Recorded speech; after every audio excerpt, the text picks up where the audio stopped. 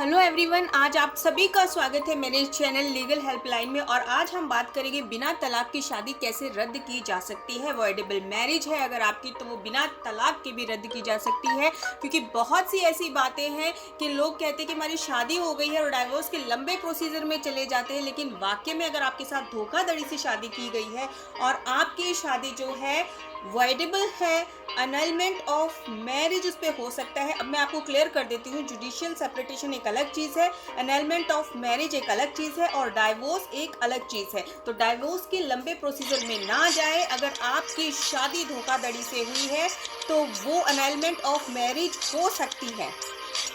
अब आपकी बात आएगी कि अनलमेंट ऑफ मैरिज होता क्या है, कि किस तरह से हमारी शादी बिना डाइवोर्स के भी रद्द की जाती है। तो ये होता है शून्यकरणीय विवाह। इसके अंतर्गत अगर मैं बात करूं जुडिशियल डिक्लेरेशन की, तो यह होता है कि इसमें यह कहा जाता है कि यह शादी कानून की नज़रों में शादी ही नहीं होती है। अगर शादी को गलत तरीके से किया जाता है तो वो आपकी शादी रद्द की जा सकती है। बहुत से लोगों का सवाल है कि अगर धोखाधड़ी से शादी कर ली गई है तो उस शादी को बिना डाइवोर्स के रद्द किया जा सकता है।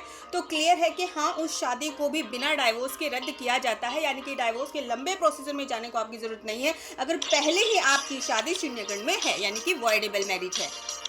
अब आपके दिमाग में बात आएगी कि वॉइडेबल मैरिज क्या होती है और उसको किस तरह से प्रूफ किया जा सकता है। तो जिस विवाह को किसी भी एक पक्ष में अनुरोध पर रद्द किया जा सकता है उसे शून्यकरण विवाह कहते हैं। यह विवाह कानूनी तौर पर मान्य है, लेकिन विवाह के किसी भी एक पक्ष द्वारा न्यायालय में चुनौती पर इसे निरस्त किया जा सकता है। हिंदू विवाह अधिनियम की धारा 12 में शून्यकरण के बारे में उल्लेख है। सेक्शन 12 के अंतर्गत अगर हम देखें तो हिंदू मैरिज एक्ट में ये कहा गया है कि अगर आपकी शादी फोर्सेबल की गई है, यानी कि बहुत फोर्स किया गया है आपको शादी करने के लिए, तब आपने शादी की है, या शादी में आपके साथ फ्रॉड हुआ है, या फिर उस समय आप दिमागी तौर पर बहुत बीमार थे, आपके साथ जो है फ्रॉड बहुत ज़्यादा हुआ है, तो उस आधार पर आप एनलमेंट का पिटीशन फाइल कर सकते हैं। ये आपकी वॉइडेबल मैरिज मानी जाएगी। या शादी से पहले ही वो लड़की प्रेग्नेंट थी जिसके साथ आपकी शादी हुई है, तो ये धोखाधड़ी का मामला भी बन जाता है। तो आप एनलमेंट की पिटीशन फाइल कर सकते हैं, यानी कि इस विवाह को रद्द करने की गुजारिश कर सकते हैं। जैसे ही आपको पता चलता है कि आपके साथ धोखा हुआ है तो आप जो है एनलमेंट का पिटीशन फाइल कर दीजिए, क्योंकि आपको क्लियर कर देती हूँ, जैसे 1 साल जो रहता है, शादी हुई है तो तलाक के लिए 1 साल ज़रूरी होता है, लेकिन अगर आपको पता चला है कि आपके साथ धोखा हुआ तो 1 साल के अंदर ही आप एप्लीकेशन फाइल करेंगे, केस फाइल करेंगे। इसमें ये भी क्लियर कर देती हूँ, जिस वक्त आपको पता चला है कि आपके साथ धोखा हुआ है उस वक्त से लेकर 1 साल तक आपको ये एप्लीकेशन फाइल करवा देनी है कि मेरे विवाह को रद्द किया जाए। ये एक धोखे से हुआ विवाह है और ये वॉइडेबल मैरिज है, ये आपको क्लियर करना होगा।